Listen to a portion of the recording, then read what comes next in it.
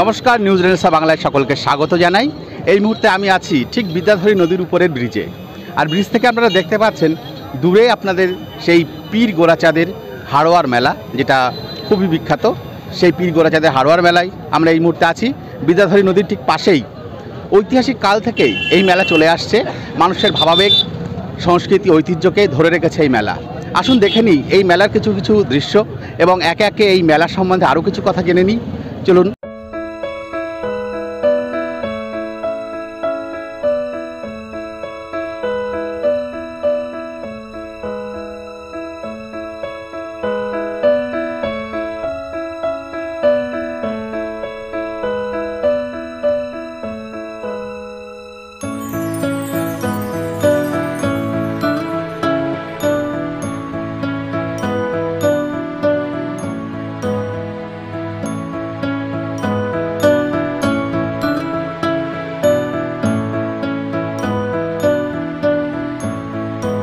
পীর গোরাচাঁদ বা হজরত পীর গোরাচাঁদ বা গোরাই পীর হলেন মধ্যযুগে ইসলাম ধর্ম প্রচারের উদ্দেশ্যে সৌদি আরব থেকে বাংলায় আগত একজন সুফি সন্ত।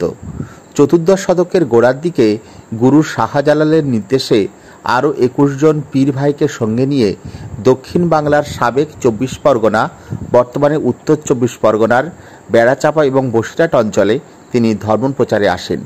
লোককথা অনুসারে অলৌকিক ক্ষমতাসম্পন্ন এই পীরের স্থানীয় রাজাদের সঙ্গে সংঘর্ষ বাধে এবং লড়াইয়ে তিনি নিহত হন।